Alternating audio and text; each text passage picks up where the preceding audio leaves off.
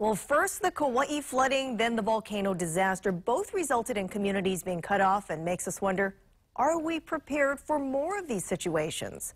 Gina Mangieri is always investigating and has the story. We wanted to know from emergency officials, how are they planning for the worst and making sure that communities statewide can stay better connected in the time of disaster?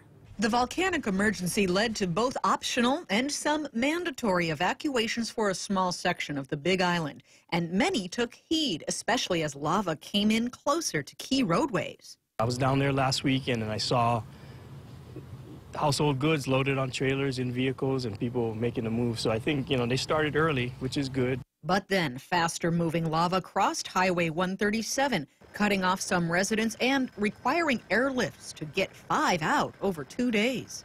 That's hard to get around quickly if you don't know it's coming. Isolation and evacuation have jumped to top concerns for emergency planners and experts tasked with tracking and responding to the lava threat. And that's right on the heels of the floods that trapped whole communities on Kauai's North Shore just weeks prior. Are there some hot spot, more isolated communities that are already in the minds of the stakeholders in terms of, when this is all over on the Big Island in Kauai, we got to go look at these communities? Yeah, absolutely. And I'm sure in each county, I'm very confident that the emergency management or CD administrator of each county is looking at what's going on and saying, well, what would happen if that was my island or in my jurisdiction? What are sort of the red flag types of communities that come to mind? Anytime that you have one way in or what we would call a single point of failure.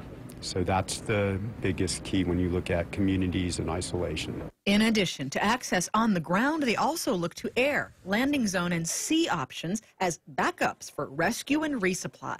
Once disaster strikes, the priority shifts to specific locations and defining a forward or resupply zone, any blocked areas like landslide or lava-covered roads, and the isolated zone. And as we've seen, that isolation zone can happen quickly. Experts say personal readiness is a big help, beyond just a well-stocked 14-day emergency supply kit.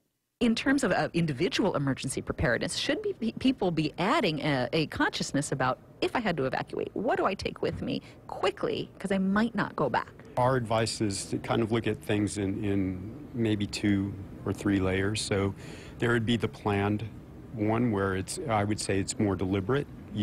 Probably conditions are starting to get bad. And then there's unfortunately the last one when it's an emergency or an extremis and people have to leave quickly. You want to construct your plan and think about it in steps from start to finish, and have it lined out and have your family know what the plan is to make sure they understand it.